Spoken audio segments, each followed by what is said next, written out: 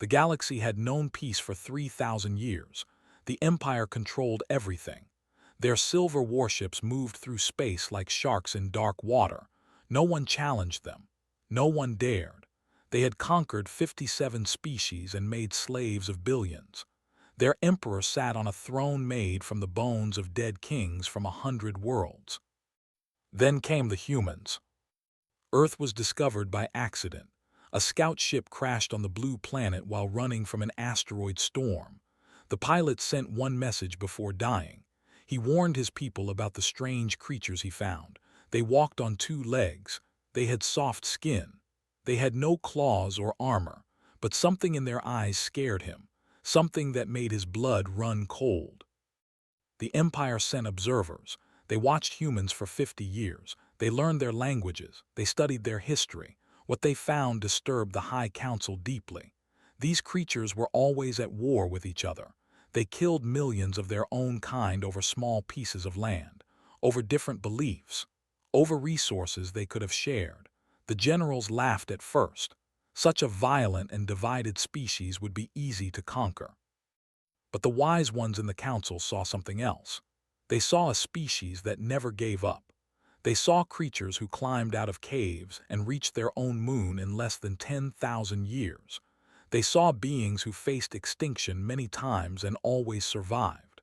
The wise ones said humanity should be destroyed before they became a threat. The emperor disagreed. He wanted slaves. Humanity would serve the empire like all the others. The invasion came on a Tuesday. Cole was 32 years old when the ships filled Earth's sky. He was nobody special, just a mechanic from Detroit who fixed old cars for a living. He had no military training. He had never held a weapon bigger than a hunting rifle. He lived alone in a small apartment with a cat named Charlie. When the bombardment began, was underground. He was fixing the engine of a 1967 Mustang in a basement garage. The building above him collapsed. He should have died. Everyone else did. But the heavy steel frame of the old car saved him. It held up the concrete just enough to create a small pocket of air. Dug himself out 3 days later, he emerged into a world on fire. The ground forces were everywhere. They stood 8 feet tall with gray skin and 4 arms. Their eyes glowed yellow in the smoke-filled air. They moved through the ruined streets collecting survivors. Those who resisted were killed on the spot. Those who surrendered were put in chains. He ran until his legs gave out. Then he crawled. He found shelter in an old subway tunnel. There were others there. 17 people hiding in the darkness. Children were crying. Old people were praying. Everyone was waiting to die, but refused to wait. He started fighting back with nothing but his hands and his mind. He studied the aliens. He watched how they moved. He learned their patrol patterns. He noticed they couldn't see well in total darkness. Their glowing eyes were designed for bright light. In shadows, they were almost blind. His first kill came on the 7th night. A soldier wandered too far from his unit, dropped on him from a broken overpass. He used a piece of sharp metal to find the soft spot between the alien's armor plates. The creature died without making a sound. Took its weapon. He studied it until he understood how it worked.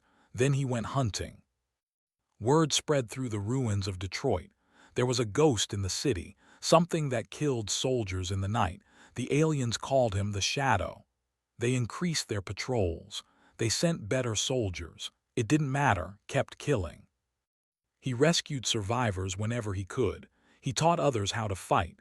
Small resistance cells formed across the city, then across the state, then across what was left of America, became a symbol, a legend, the man who refused to kneel. The commanders grew frustrated. They had conquered entire planets in less time than it was taking to pacify this one city. They sent reports to the High Council. They asked for more troops, more weapons, more ships. The council refused to believe one human was causing so much trouble. Then did the impossible. He captured a transport ship. It happened almost by accident. His team ambushed a supply convoy. The drivers panicked and crashed. One of the ships remained intact, and his people spent weeks figuring out how to fly it. They failed many times. 3 people died in the attempts, but eventually they got it working. Flew that ship straight into the command center for North America. He wasn't trying to destroy it. He was trying to steal information. He needed to know how many enemies they faced. He needed to find their weaknesses. What he found changed everything. The database contained star maps, fleet positions, communication codes, and most importantly, the location of the Emperor's home world. Downloaded everything. Then he escaped into the night. The information spread like wildfire through underground networks. Human resistance groups on 6 continents received the data. Scientists who had been hiding in bunkers began studying technology. Engineers started building weapons based on alien designs. For the first time since the invasion, humanity had hope. The High Council finally took notice of Cole. They reviewed the footage from hundreds of battles. They analyzed his tactics. They studied his methods. What they saw terrified them. This human had killed over 300 soldiers by himself. He had destroyed military installations. He had stolen ships. He had created an army from nothing. And he was getting stronger every day. The Emperor made a decision that shocked even his own generals. He ordered 500 warships to Earth, not to conquer, to kill one man. 500 of the Empire's finest vessels, enough firepower to destroy 100 worlds, all sent to eliminate Cole. When heard the news, he laughed. His followers thought he had gone mad. 500 warships were coming to kill him personally. This was not a laughing matter. But saw something they didn't. He saw fear. The greatest empire in the galaxy was afraid of one human, one mechanic from Detroit who had never wanted to be a soldier. They were sending an armada to kill him because they didn't know what else to do. They couldn't understand how one man could cause so much damage. That fear was their weakness. Gathered the leaders of every resistance cell on Earth. They met in a bunker deep under the Rocky Mountains. There were generals and farmers, scientists and school teachers, people from every country and every background. They came because they believed in him. He told them his plan. It was crazy. It was reckless. It had almost no chance of success, but it was the only way to save humanity. They would not hide from the armada. They would not run. They would attack.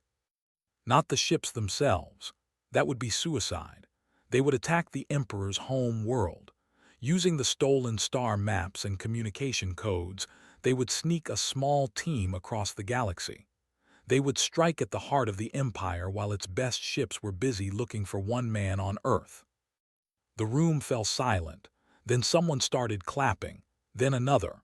Soon everyone was on their feet, cheering. For the first time in 2 years, they felt like they could win. Selected his team carefully. 50 of the best fighters humanity had left. Scientists who understood technology. Engineers who could work miracles with broken equipment. Soldiers who had proven themselves in 100 battles. They modified 3 captured ships to carry human pilots. They loaded them with every weapon they could find. They said goodbye to their families. Many of them knew they would never return. The night before they left stood on a hill overlooking the ruins of Detroit. The city where he had lived his whole life was gone, but humans were still there, hiding, fighting, surviving, just like they always had. He thought about what the observers had written in their reports. They called humans violent and divided. They said we were always at war with each other, but they missed the important part. They didn't understand what happened when humans faced a common enemy. We stopped fighting each other. We became one people, one species, one family.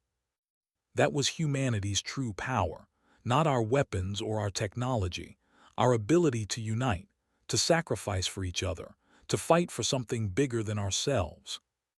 Looked up at the stars. Somewhere out there, 500 warships were coming to kill him. And beyond them, an empire that had ruled the galaxy for 3,000 years.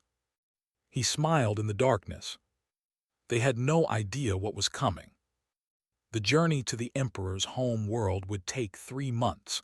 3 months of hiding from patrols. 3 months of traveling through hostile space. 3 months of wondering if they would live to see another day. Didn't mind. He had spent 2 years fighting impossible odds. 3 more months was nothing. His team launched at midnight. 3 small ships against an empire of billions. 50 humans against the masters of the galaxy. It should have been hopeless. But hope wasn't something you calculated with numbers. Hope lived in the hearts of people who refused to give up.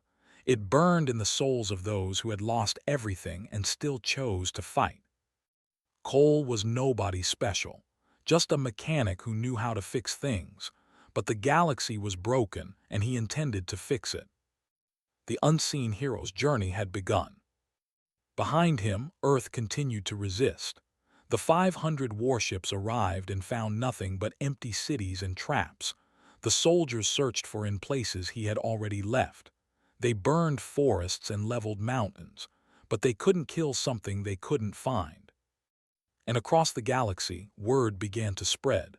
There was a human traveling through space, one man who had an empire, one man who made the masters afraid.